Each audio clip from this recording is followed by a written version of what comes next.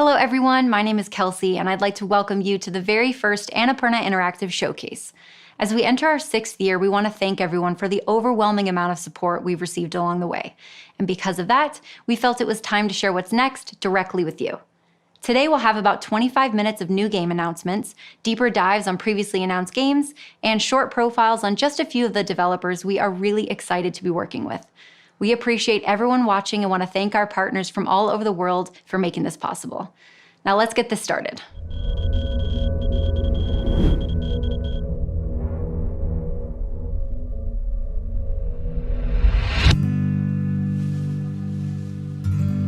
So you're standing in the shadows of CruznMJD, huh?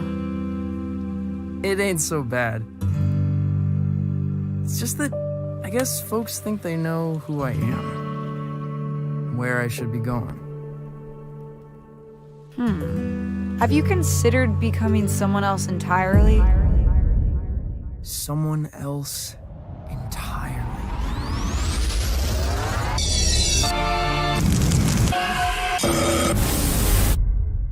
I've decided to create the most elaborate stage persona the world has ever seen. Okay. Will you be down for dinner? We're having enchiladas. The boy you loved may already be gone.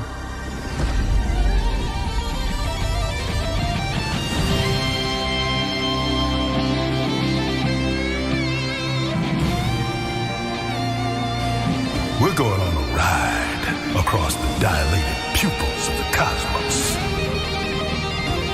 The future is yours if you have the courage to grasp it.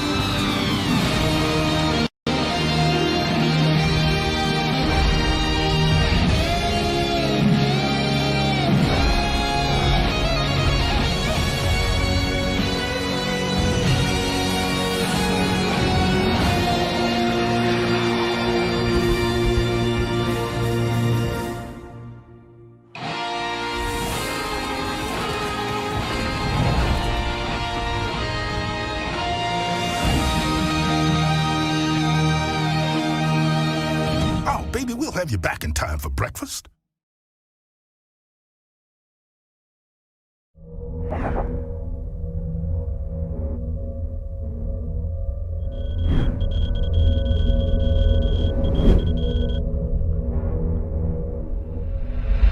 I'm Ben Esposito. In 2018, I released Donut County, a wholesome game designed for kids and adults alike.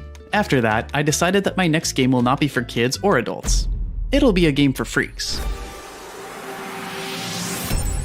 Neon White is a single-player speedrunning FPS where you can sacrifice your guns for godlike parkour moves. You play as White, a dead assassin plucked from hell. As a Neon, you have 10 days to purge heaven of a demonic invasion, but you're not alone. Only the fastest demon slayer will earn the right to stay in heaven. As you play White's story, you'll have plenty of opportunities to get to know the other Neons. You can use a soul card's magic to shoot like a gun, or you can discard it to use its special movement ability. When to shoot and when to discard is up to you, but if you want to go fast, you're gonna need to discard your cards. Don't be afraid to use them. You can't take cards with you to the next level. Here's your handgun. Discard it to use Elevate, which lets you double jump to attack from above, or create new shortcuts. Here's your SMG. Discard it to use Stomp. It's self-explanatory. And here we have the shotgun. Discard it to launch yourself like a fireball. Now let's put it together. I'll demonstrate a level for you. Neon White is made up of tight, hand-designed levels that are meant to be replayed, with new things to do as you gain XP known as Insight. You can share level times with friends, or if you prove yourself, you can compete on the global Neon leaderboards. I got a silver. You can see I earned some insight, which unlocks a few new features for this level. Not bad, but let's see what it looks like if we play our cards right.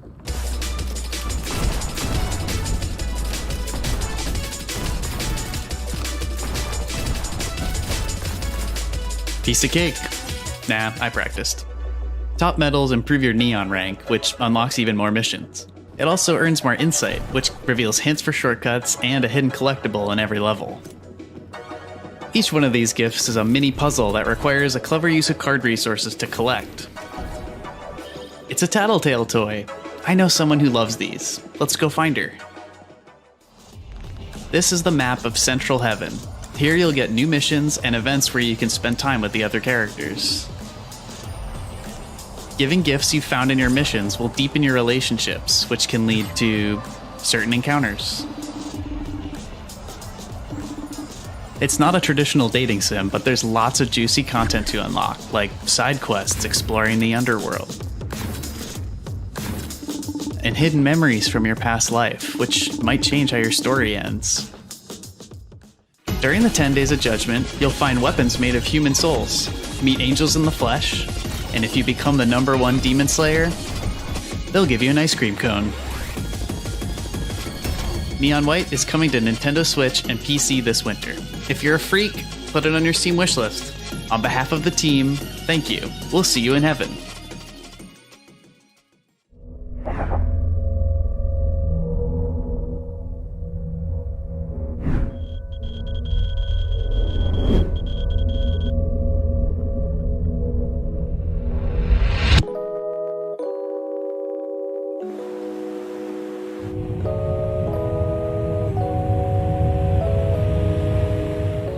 I'm Chandana Kanayaka. I'm the studio head at Outer Loop Games. I'm a designer and artist. We're in my backyard in Bothell, Washington, just north of Seattle, and I run my studio out of my bedroom. So I'd worked with Eka for several years previously on different projects, and he pitched me this game with a bird in it. We prototyped that and pitched it around, and that turned into Outer Loop. I grew up in Sri Lanka, which is a former British colony, Falcon Age. It's a sci-fi game set in a distant planet, but it's loosely based on anti-colonial sentiment. So for this new game, it's an idea I've had for a couple of years while we were making Falcon Age. I didn't know exactly what the game was going to be, but I knew thematically what we wanted to try to do. And I have a writing partner, Meg, who is in Bangalore. It took us a couple of years to kind of figure out the core idea for the story and the theme. And then we kind of pitch it to the team and see how they like it. Deals closer to some of the themes I wanted to try to tackle next, which is immigrant culture, growing up in the US, gossiping aunties and overbearing parents and family pressure. Really, the game comes together with the whole crew of 15 and bringing their own specialty. Myself and Eka, we knew each other back in California on my first job actually, and then eventually ended up starting Outer Loop. Every game I make, there's some aspect of juggling, parkour, martial arts, skateboarding. We're gonna go skating. This is all Azo, that's what he does, right? So. One of my main things is I want games to be really accessible and easy. So I've been skateboarding for about 24 years, and I'm terrible at it. The Tony Hawk type of games, it's a break from reality of what actual skateboarding is and more of like the things I actually want to do. You rarely crash in the skateboarding portion because I'm trying to make it as accessible to as many people as possible. Good job. In my 20 plus years, this has been the most fun team I've ever worked on. We wanted to put something out there that's more reflective of our lived experiences, which we feel like as a game will stand out. Our process has been find a unique theme that's not out there and then mix it with some more familiar gameplay. And that's what we did with Falcon Age, and that's what we're doing with the new game. We're really excited to talk about it.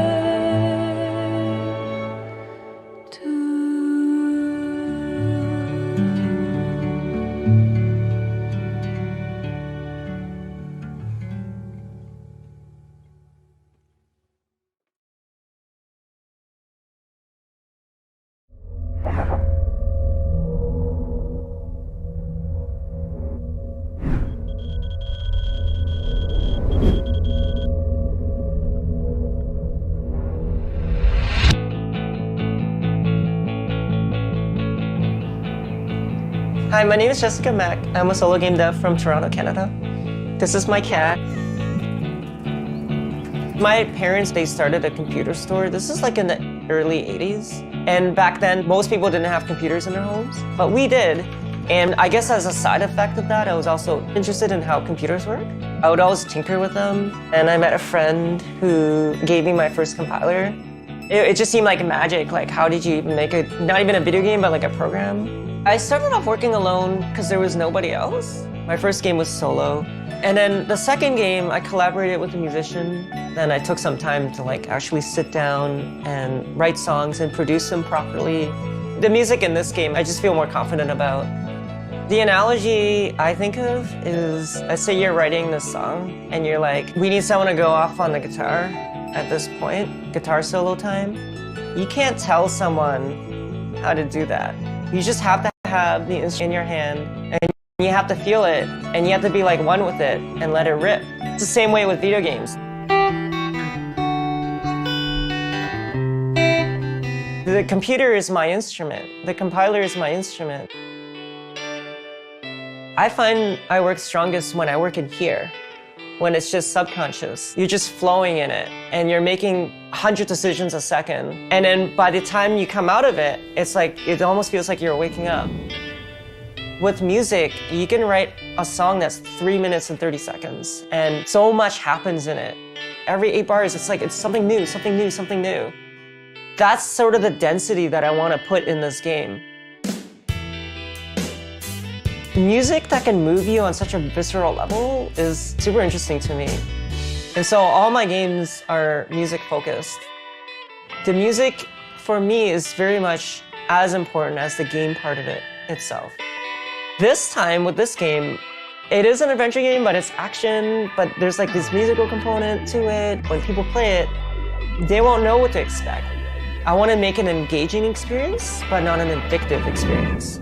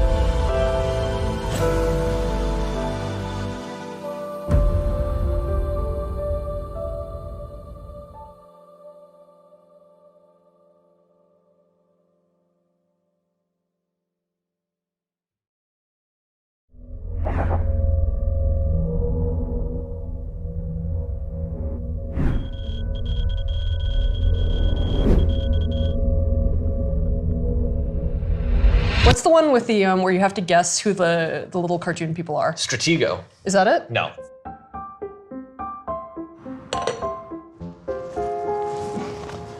Well, hi there. Hello. My name is Davey Reedon. I was the creator of The Stanley Parable and The Beginner's Guide. I'm Carla Zamanja. I was co-creator of Gone Home and Tacoma. And we started a studio. It's true. It's called Ivy Road. We're working together. We're making a video game. We're working with Annapurna to make a totally unannounced game that we can't talk about yet. We are very, very lucky to get to be joined by our good friend Daniel Rosenfeld, aka C418, the musician from Minecraft. And speaking of, Daniel is actually composing the music that you're hearing right now at this very moment. Let's go to him. Hey there, oh, hey, no, sorry, I don't wanna, you're good. I'm just, for the people, just saying, hey, so. Can we give him a treat? No, don't feed him. That's all right, we'll leave him alone. Cheers. Yeah, cheers. Ow. Who heated this tea? We are both super excited about Ivy Road and about the thing that we are working on together that we can't talk about. All we can really talk about is each other right now. And That's so true, I suppose. wrote a couple questions to ask you to kind of get to know you a little bit better, to find out more for the people at home and about sort of our studio culture and what that's like. So question number one, if you really are a true gamer, name 10,000 games. Oh man. Well, I mean, honestly, there's like Final Fantasy 1 through 10,000. Okay, actually, I didn't expect her to get that right. A bus leaves Atlanta at 10:30 a.m., traveling west at 55 miles an hour. Okay. Why? You don't want to leave Atlanta? Last question for you here. Why do kids love the taste of Cinnamon Toast Crunch? I understand that child psychologists have been debating this for like decades. There's two schools of thought on this. Well, that's all the time we have today. Thank you very much for joining us for this discussion of the studio values of Ivy Road and the things that we care about. Let's cut to Daniel. Let's cut to Daniel. Cheers. Cheers. Tea. Tea.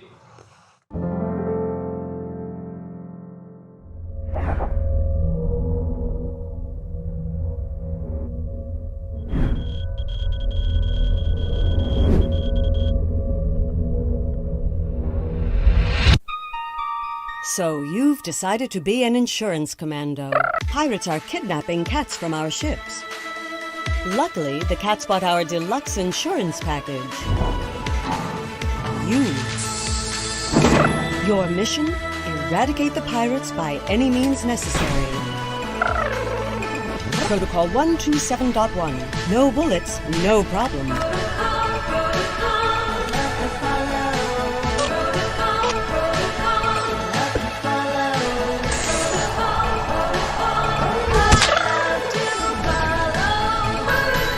Protocol 832, being smelly and what to do about it.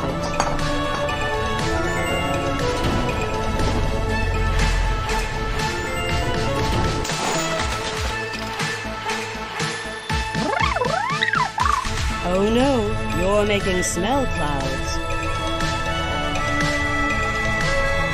You're so dirty, a space pirate smelled you. Wash your whole body. Beware of blades. Protocol 999. Waste not, want not.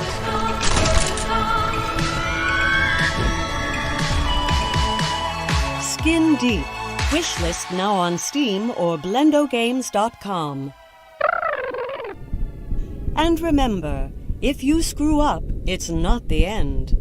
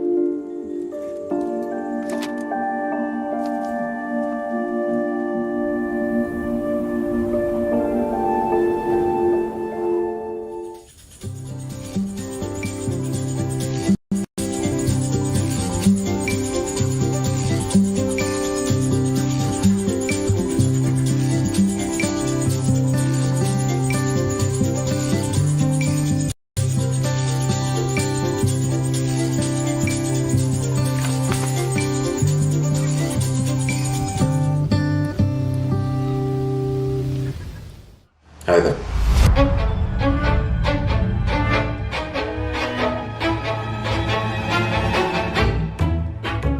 How do you do it?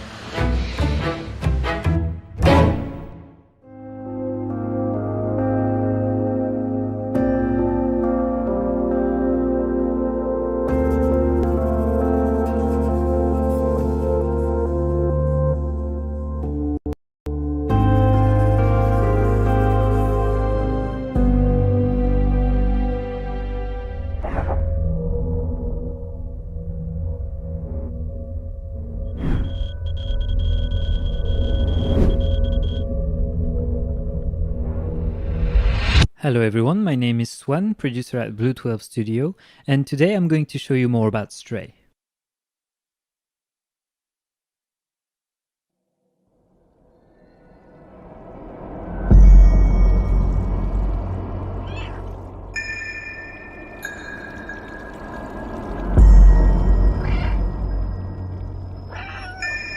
In Stray, you play as a cat who has fallen inside a mysterious and forgotten city. Separated from his family and injured, he will have to explore and survive in this unwelcoming environment.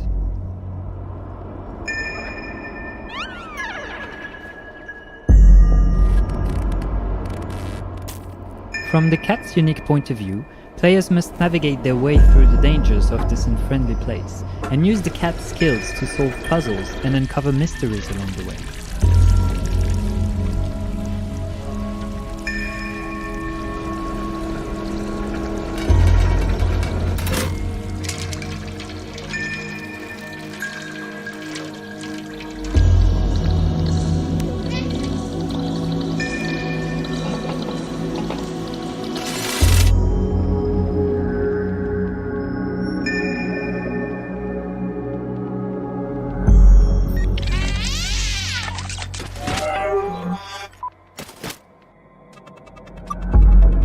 Along his journey, the cat will meet a small drone named B12.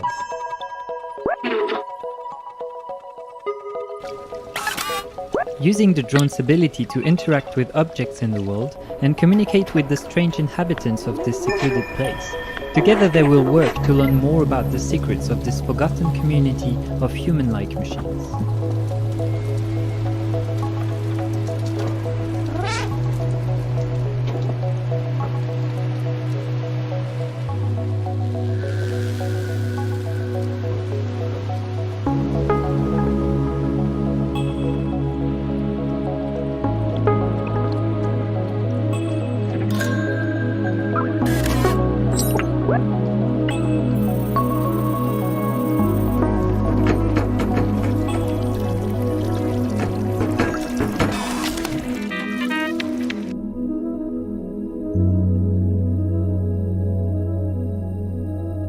Of course, a cat will always be a cat, and his adventures will be filled with friendly and playful interactions with his new world.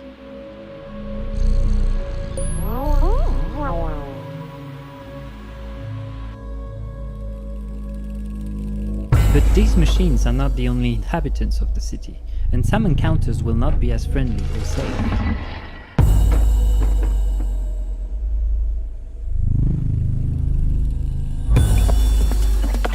Running fast, jumping, and using stealth to avoid dangers will all be vital if you want to escape this city and be reunited with family.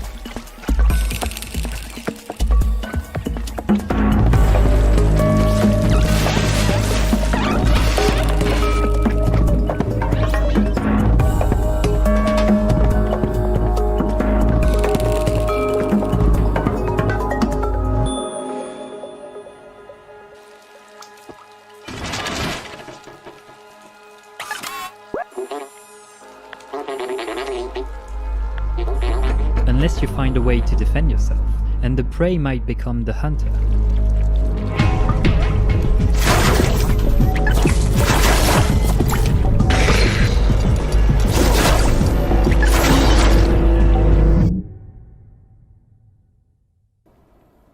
Stray is coming to PS4, PS5 as well as PC in early 2022, and we can't wait to show you more.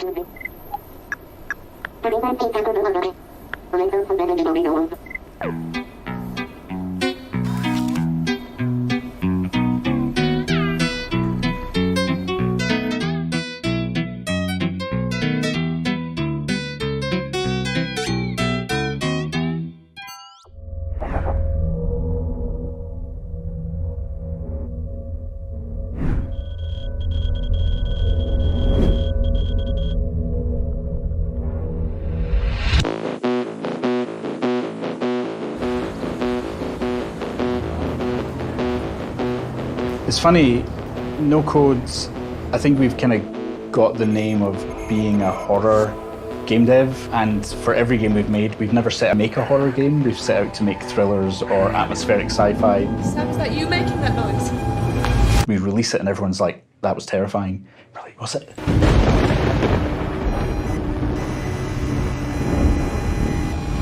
We've pretty much known each other since the 3rd year of primary school. I'd be round at John and Graham's house, or they'd be round at mine. You kind of think back and you go, oh yeah, I was never really a big horror fan, and then you think, actually, that's all we watched. I think maybe Graham or Omar got the Aliens director's cut, and so just every Thursday for about a year after school, it went on. We were always very close, playing in bands together. I think there always has been that sort of creative drive to sort of work on a project between us all, and so this, in many ways, feels very natural. I always knew if I was going to start something, I'd probably do it with Omar or Graham, or both. Making games as a job, I wouldn't have believed my older self we'd be doing this and working on the projects that we've worked on so far. Personally, for me, No Code, and it's not because I'm working here, but they are one of the most exciting studios in Scotland by far, and I've always sort of had it in the back of my head that if I was ever going to jump ship, it would be to join them. It's incredibly encouraging to see where we could go, both as a company, but I think what we could do for the city of Glasgow as well. So we're working on a new project. So, you know, this project's kind of like our biggest project to date, and obviously we've scaled the team up. We've doubled in size. It's something that I didn't think we'd really get a chance to work on. You know, like something we'd be able to do in our career. It's one of these opportunities that come up, and you just kind of you have to move along with it. You know, we're taking what we do and what we love and trying to push it to the next stage with a bigger budget and a little bit more time. We've never really set out to make a horror game, but we've kind of ended up in that. Whereas this game, we are setting out to make a horror game. I don't think anyone's expecting what we're going to do next, which makes it even more exciting.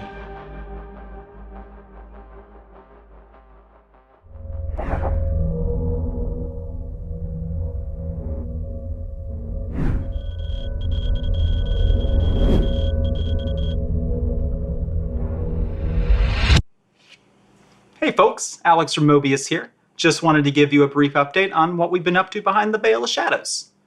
First off, Mobius and Unity have partnered together and are working hard to bring Outer Wilds to the Nintendo Switch.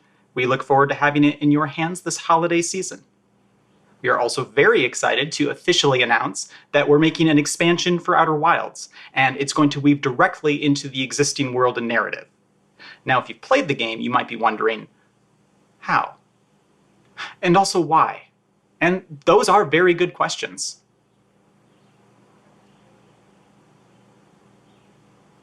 Okay, without further ado, we hope you enjoy this willfully cryptic trailer for Outer Wilds' first and only expansion.